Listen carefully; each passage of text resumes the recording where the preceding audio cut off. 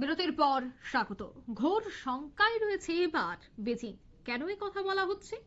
জন্মের হার, বিবাহের হার, এই বিষয়গুলি নিয়ে এবার চ্যালেঞ্জের মুখে রয়েছে বেজিং। চ্যালেঞ্জের সম্মুখীন চীনের অর্থনৈতিক প্রবৃদ্ধি, বিবাহ এবং জন্মের হার হ্রাসে বিপত্তির সম্মুখীন এবার বেজিং।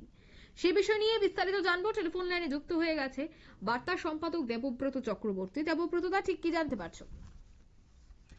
দেখো, বর্তমান সময়ে অঙ্কিত একটা ঘোর শঙ্কায় পড়েছে বেজিং। চ্যালেঞ্জের সম্মুখীন চীনের অর্থনৈতিক প্রবৃদ্ধি। বিষয়টা হচ্ছে নেপথ্যে যে কারণ তা নিয়ে কিন্তু নানা জনের নানা মত। তথাপি যে বিষয়টা এখন উঠে এসেছে তা হলো চীনের গত কয়েক বছর ধরে বিয়ের হার হ্রাস পেয়েছে। নিম্নমুখী জন্মহারও নিম্নমুখী, যে কারণে সে দেশের অসামরিক মন্ত্রকের তরফে জানানো হয়েছে যে 2024 সালে বিবাহ নথিভুক্তকরণ 20% হ্রাস পেয়েছে। এবং যেহেতু বিবাহ নথিভুক্তকরণ হ্রাস পেয়েছে তথা বিবাহের হার কমেছে, সুতরাং জন্মের হারও কিন্তু কমেছে। সেই দৃষ্টিকোণ থেকে মাত্র 6.1 মিলিয়ন দম্পতি বিয়ে করেছেন। এই পরিস্থিতিতে যে অবস্থা, তাতে রীতিমতো উদ্বেগজনক পরিস্থিতি তৈরি হয়েছে চীনে। যা 2023 সালে ছিল 7.68 মিলিয়ন, সেই জায়গায় সে বিয়ের হারটা দাঁড়িয়েছে 6.1 মিলিয়ন। এই অবস্থায় চীনের তরুণ প্রজন্মের বিয়ের প্রতি আগ্রহ বাড়াতে রাষ্ট্র কর্তৃপক্ষ ইতিমধ্যেই নগদ অর্থ, অতিরিক্ত ছুটি ও নানা সুযোগ সুবিধার ব্যবস্থা করেছে। জন্মের হার বাড়াতে কলেজ ও বিশ্ববিদ্যালয়ে বিয়ে ও প্রেম বিষয়ক কোর্স চালুর চিন্তা ভাবনা করা হচ্ছে চীনে, কিন্তু চোখে পড়ার মতো অগ্রগতি কিন্তু কিছুই দেখা যায়নি।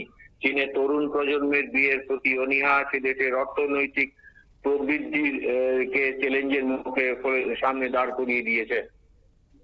উইসকনসিন মেডিসিন বিশ্ববিদ্যালয়ের জনসংখ্যাবিদ ই ফুসকিয়ান বিয়েন সংখ্যার এই পতনকে অভূতপূর্ব বলে বর্ণনা করেছেন। 2020 সালে কোভিড-19 মহামারীর সময় বিবাহ মাত্র 12.2% হ্রাস পেয়েছে, যা বর্তমানে 20%-এর উপর। ফুসকিয়ান আরো উল্লেখ করেছেন যে 2013 সালে চীনে বিবাহের সংখ্যা রেকর্ড করা হয়েছিল 1,34,00,000। বর্তমানে সেই অঙ্কটা অর্ধেকের কম।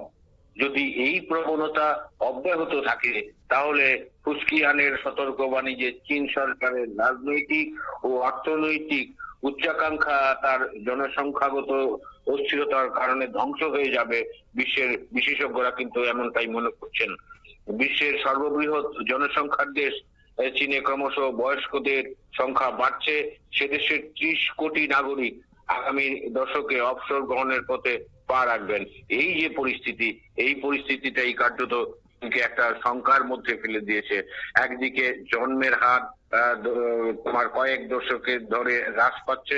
মূলত 1980 সালে থেকে 1980 সাল থেকে 2015 সাল পর্যন্ত এই চীনের এক সন্তান নীতি এবং দ্রুত নগরায়নের কারণে এই পরিস্থিতি বলে মনে করা হচ্ছে। এই জরুরি উদ্বেগ মোকাবিলায় রাষ্ট্রীয় কর্তৃপক্ষ বিবাহ এবং সন্তান ধারণকে উৎসাহিত করতে বিভিন্ন ব্যবস্থা বাস্তবায়ন করেছে। জন্মহার বাড়াতে গত বছর চীন সে দেশের কলেজ ও বিশ্ববিদ্যালয়ে বিয়ে ও প্রেম বিষয়ক কোর্স চালুর প্রস্তাব দিয়েছে।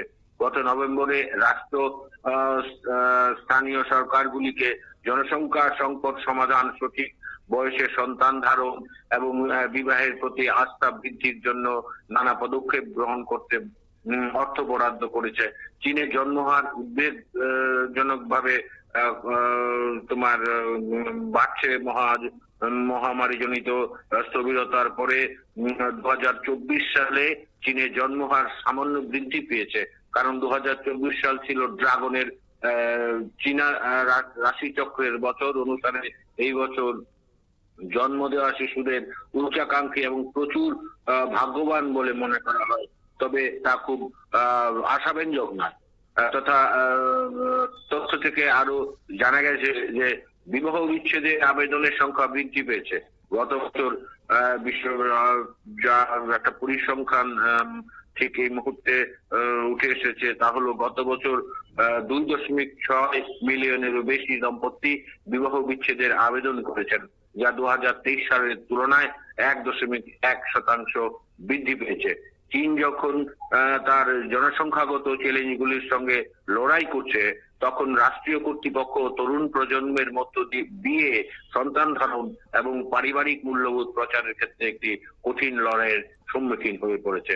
সর্বোপরি যে বিষয়টা উঠে এসেছে, ঘোর সংখ্যার যে এই বর্তমানে চীনের অর্থনৈতিক প্রবৃদ্ধি, এর কারণটা হচ্ছে নেপথ্যে গত কয়েক বছর ধরেই বিয়ের হার কমেছে, নিম্নমুখী জন্মহার। সে দেশের অসামরিক মন্ত্রকের তরফে জানানো হয়েছে যে 2024 সালে বিবাহ নথিভুক্তকরণ 20% হ্রাস পেয়েছে।